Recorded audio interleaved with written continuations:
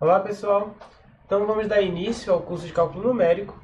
Eu sou o professor Rodrigo e vou estar ministrando essa disciplina para vocês neste semestre, tá certo? Primeiramente, né, antes de qualquer coisa, eu acho que é importante que a gente entenda o que de fato é o cálculo numérico, né? Então, basicamente é o estudo de métodos numéricos, né, métodos que envolvem a implementação de algoritmos, ou seja, métodos computacionais para resolver problemas reais que possuem uma solução analítica complexa. Ao invés de a gente procurar o valor exato no caso da solução de uma equação, né, valores exatos para um determinado problema, a gente acha uma aproximação. Então a gente acha um valor que seja perto, né, não exato, mas perto o suficiente para o que nós precisamos resolver. Então, para entender melhor, vamos dar uma olhada aqui nesse exemplo, em que a gente tem essa situação de um pêndulo, tá certo? Onde nós temos uma mão segurando um clips, que está, por sua vez, prendendo o que parece ser uma régua, né? Mas a gente pode dizer uma barra, tá certo? E que a gente quer estudar esse movimento de forma que a gente quer prever caso o movimento inicie nessa posição onde ele está agora, né? Daqui a tantos segundos, onde que ele vai estar? Se a gente colocar, por exemplo, 5 segundos ou 2 segundos, qual o movimento que ele vai fazer e onde que ele vai chegar. Então a gente quer prever exatamente qual é esse ângulo θ aqui, tá certo? Onde ele vai se encontrar depois de determinado momento. Então, primeiro passo, né, para a gente conseguir prever essa posição ou fazer de fato um modelo matemático, que a gente consiga estudar essa situação, né, a gente vai observar quais são as características envolvidas aqui no problema. Então, a gente vê, por exemplo, que essa situação, né, de que está balançando nessa posição, é uma situação de pêndulo, né, que tem uma parte aqui móvel, em que o objeto ele vai se mover segundo esse eixo e vai formar esse ângulo. E a gente vai observando essas situações, vai fazendo um levantamento de todos os efeitos dominantes, ou seja, de todos os movimentos que são possíveis, né, as posições que ele pode chegar, o que pode acontecer. Então, assim, se a gente fosse ser bem rígido, né, se nós fôssemos ser bem rígido, como por exemplo, se fosse uma situação de uma aplicação para fins de medicina, né, um robô ou algo assim que exige uma precisão muito grande, nós teríamos cada nanômetro poderia fazer diferença, né?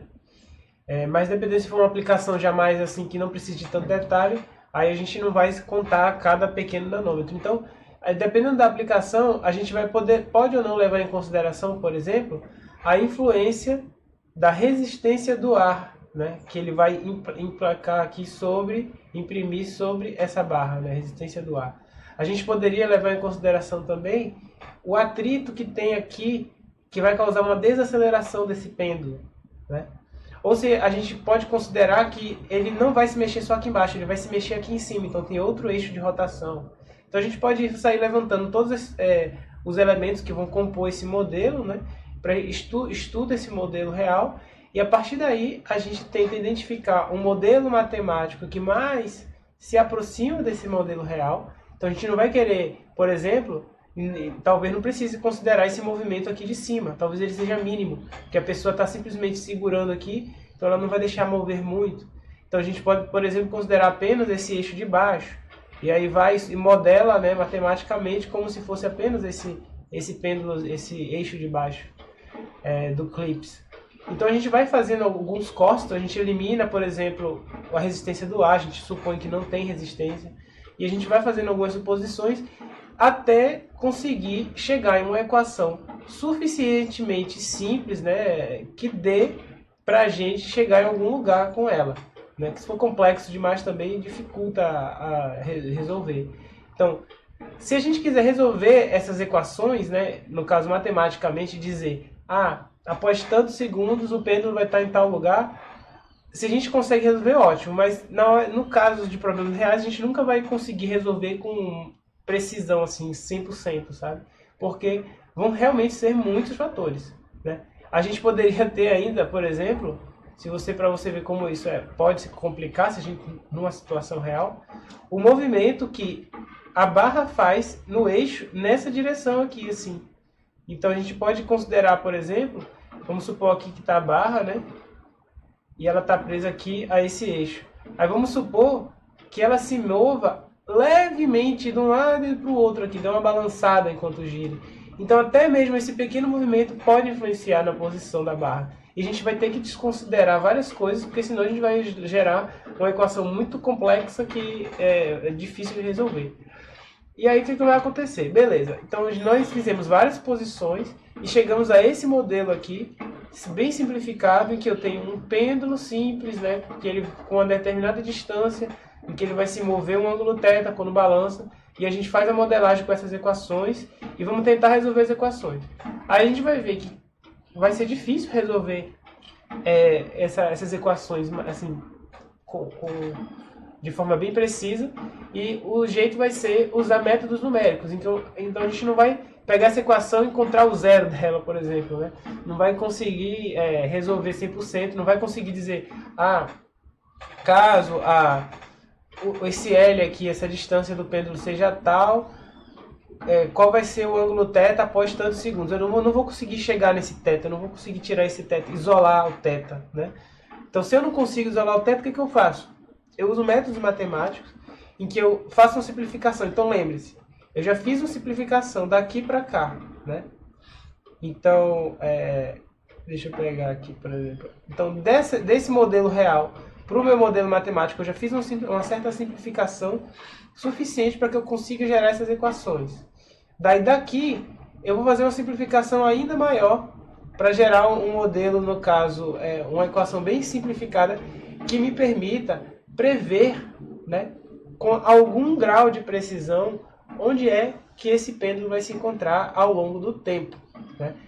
E aí, com alguns mecanismos matemáticos, eu consigo resolver a equação e no caso, não exatamente resolver a equação, mas achar os valores em que ela vai estar, né, ao longo do tempo. Então, esse modelo que era muito complexo, resistência do ar e tudo, eu simplifiquei um pouco e aí simplifiquei ainda mais. No caso, eu posso ou não fazer essa simplificação, eu simplesmente acho os valores. E aí eu vou explicar para vocês depois como é que eu chego nesses valores, como é que eu resolvo sem resolver, né? Como é que eu simplesmente acho os valores sem, de fato, achar o ângulo θ, isolar o ângulo θ na equação. Como é que eu faço isso?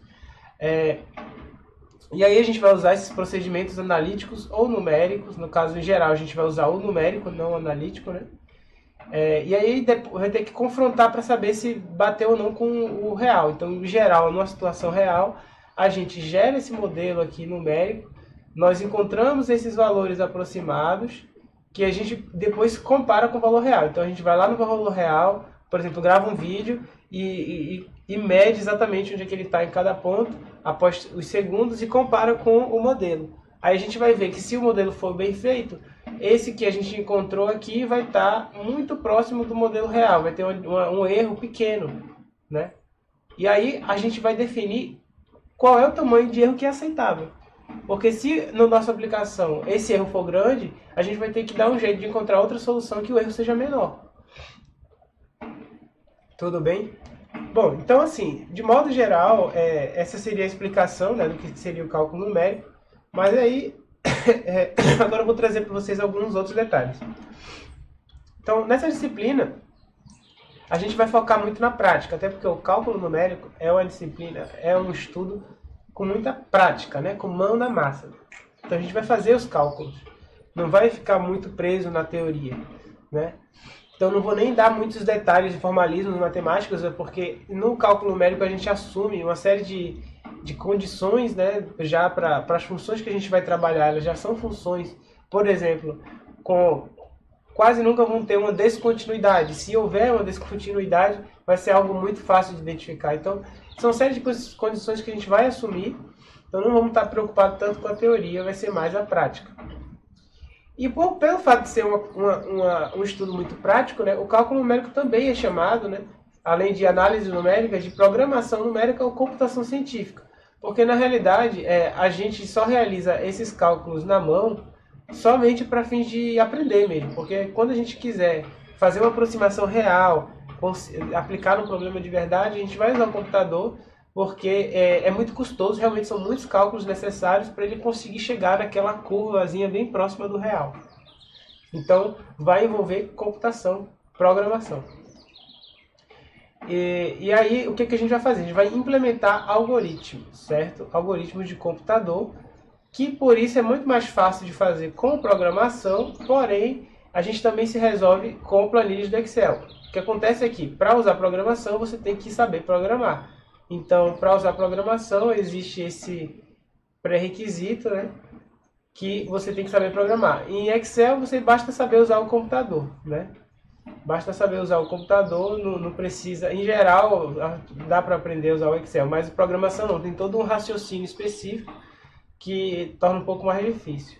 Então, como eu falei, alguns cálculos a gente vai fazer na mão, mas somente para aprender a, de fato, fazer os cálculos. Quando a gente for chegar nos resultados finais, a gente vai ter que usar o computador, tá, para implementar os algoritmos.